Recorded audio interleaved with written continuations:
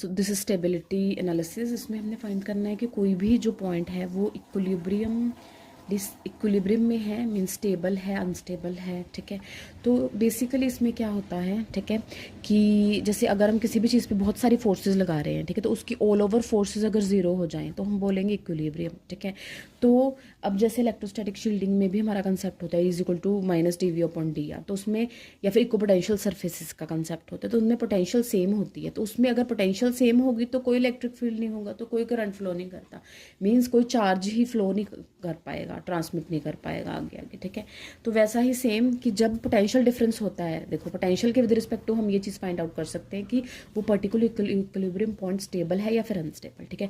तो अगर potential difference होगा विद रिस्पेक्ट टू डिस्प्लेसमेंट तो उस वहाँ पे फोर्स का कंसेप्ट आएगा, ठीक है। तो फिर उसके बाद अगर हमने ये फाइंड आउट करना है कि वो स्टेबल या फिर अनस्टेबल इक्विलिब्रियम की बात, ठीक है। तो जैसे कि अगर आप लगा लो कि एक वेसल काइंड ऑफ, मतलब कोई भी वेस लगा लो या फिर कोई बाउल है ना, बाउल थोड़ा सा ज़्यादा सिलेंड्रिकल होना चाहिए, ठीक है। तो उसमें अब अगर आप सेंटर में चीज़ पड़ी है, अगर उस पर हल्की सी फोर्स लगाते तो वो फिर वो नीचे वाली साइड ही आती है ना।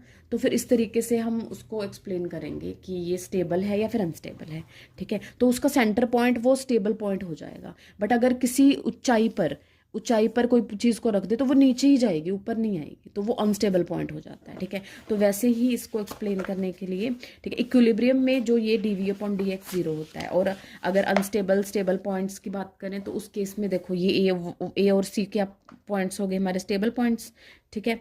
और अगर हम बात करें बी और डी, ठीक है, बी और डी क्या हो जाएंगे हमारे स्टेबल पॉइंट्स, क्योंकि इसके बाद ये यहीं पर आना चाहेगा इक्विलिब्रियम पॉइंट, इसी पॉइंट पर, ये सारे है इक्विलिब्रियम पॉइंट्स।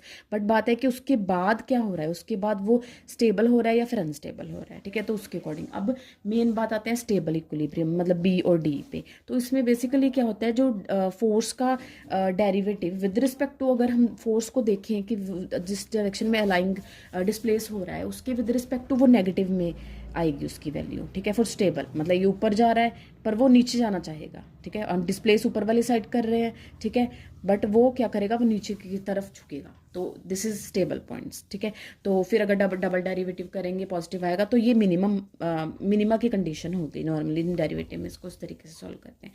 तो for same unstable equilibrium point, तो अनस्टेबल इक्विलिब्रियम पॉइंट के विद रिस्पेक्ट टू इसमें जो डी एफ और एक्स, मतलब जिस डिस्प्लेस करा और फोर्स भी उधर वाली साइड लग रही है, उधर वाली साइड ही जाएगा ये, ठीक है। तो D F x upon D x हमारा पॉजिटिव, ठीक है। फिर उसके बाद अगर हम डबल डेरिवेटिव करें, मतलब वही एफ एक्स क्या होता है minus D V upon D X, ठीक है। तो फिर D square V X D X square, ठीक है। तो जब हम इसको करते हैं तो ये इस तरीके से